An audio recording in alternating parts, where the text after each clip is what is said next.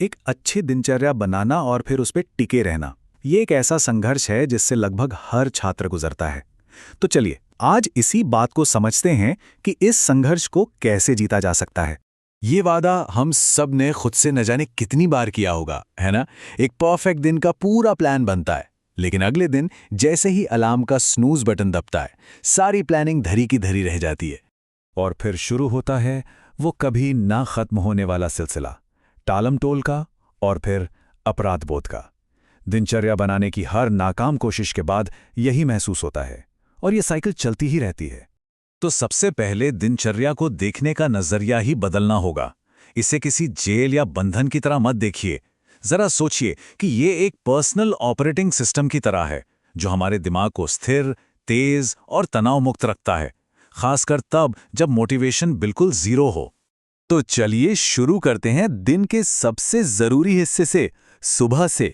क्योंकि सुबह की शुरुआत जैसी होती है ना, वही पूरे दिन का टोन सेट कर देती है। दिन की शुरुआत शांत और कंट्रोल्ड तरीके से करने के लिए ये कुछ बहुत ही आसान से कदम हैं।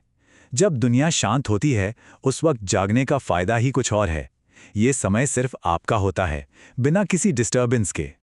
और यहीं पर ज्यादातर स्टूडेंट सबसे बड़ी गलती कर बैठते हैं, सुबह उठते ही फोन चेक करना। जरा इस बात को ऐसे समझिए, ये ठीक वैसा है जैसे 50 अजनबियों को अपने दिमाग में अपने विचार डालने के लिए न्योता देना। मेंटल क्लैरिटी के लिए सुबह सुबह फोन से दूर रहना बहुत बहुत जरूरी है। सुबह की पढ़ाई के लिए पोमोडोरो तकनीक सबसे बेहतरीन है। इसका सीधा सा मतलब है काम को छोटे छोटे हिस्सों में बांट लेना। इस वक्त दिमाग अपनी पीक पर होता है, तो इसका इस्तेमाल सबसे मुश्किल सब्जेक्ट्स के लिए करना चाहिए। 50 मिनट एकदम डीप फोकस और फिर 10 मिनट का ब्रेक। तो ये 10 मिनट का असली आराम आखिर है क्या? इसका मतलब है दिमाग को सच में ब्रेक देना, ना कि उसे और स्टिम्युलेशन देना। इसलिए उठिए, थोड़ा स्ट्रेच करिए और सबसे जरूरी बात, फोन को हाथ भी नहीं लगाना है। अच्छा, अब आते हैं दिन के दूसरे हिस्से पर, दोपहर यानी लंच के बाद की सुस्ती और लंबी लंबी क्लासेस की चुनौती। देखते हैं इसे कैसे निपटना है। क्लास में जो भी पढ़ाया जा रहा है उसे लंबे समय तक याद रखने के लिए पैसिव और एक्टिव लर्निंग का फर्क समझना बहुत जरूरी है। जब हम सिर्फ सुनते या कॉपी करते हैं तो दिमाग उसे जल्दी भूल जाता है, लेकिन जब हम सवाल पूछते हैं या उसे अपने शब्दों में समझते हैं तो वो जानकारी दिमाग में बैठ जाती है।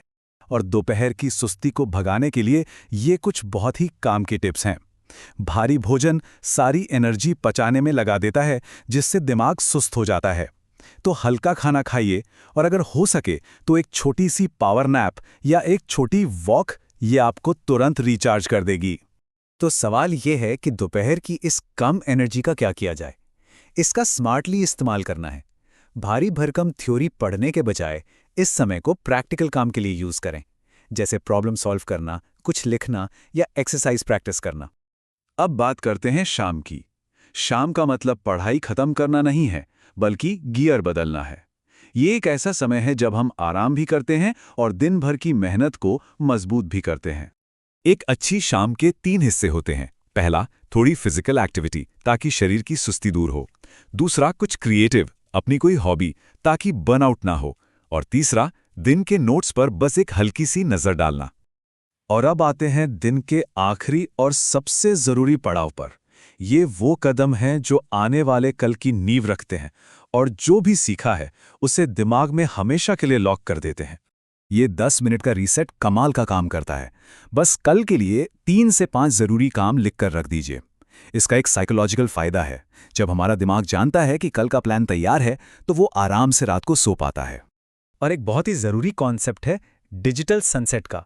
मतलब सोने से कम 30 मिनट पहले कोई स्क्रीन नहीं, बिल्कुल नहीं। स्क्रीन से निकलने वाली ब्लू लाइट हमारे दिमाग को धोखा देती है, जिससे अच्छी और गहरी नींद लेना मुश्किल हो जाता है। इस बात को हमेशा याद रखिए। नींद वो वक्त है जब दिमाग दिन भर की पढ़ाई को शॉर्ट टर्म से लॉन्ग टर्म मेमोरी में बदलता है। ये बिल्कुल कंप्यूटर के सेव और प्रोसेस बटन की तरह है। नींद की कुर्बानी देना मतलब अपनी ही मेहनत को डिलीट कर देना है। तो चलिए, अब तक हमने क्या और कैसे की बात की। अब उस सबसे जरूरी चीज पर आते हैं जो इस पूरे दिनचर्या की नींव है, और वो है सही मानसिकता। ये एक लाइन सब कुछ बयां कर देती है।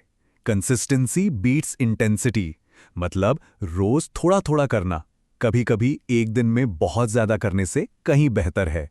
तो अब वक्त है इस मिथक को तोड़ने का कि 14-14 घंटे पढ़ना पड़ता है। फोकस घंटों की गिनती पर नहीं, बल्कि पढ़ाई की क्वालिटी पर होना चाहिए। असली तरक्की धीमी और लगातार होती है, जिससे बर्नआउट नहीं होता। और हाँ, एक बात और, शुरुआत में हर कोई अपनी दिनचर्या से भटकता है, ये बिल्कुल नॉर्मल है। जरूरी यह है कि एक दिन बिगड़ जाने पर हार ना माने और अगले दिन फिर से शुरू करें।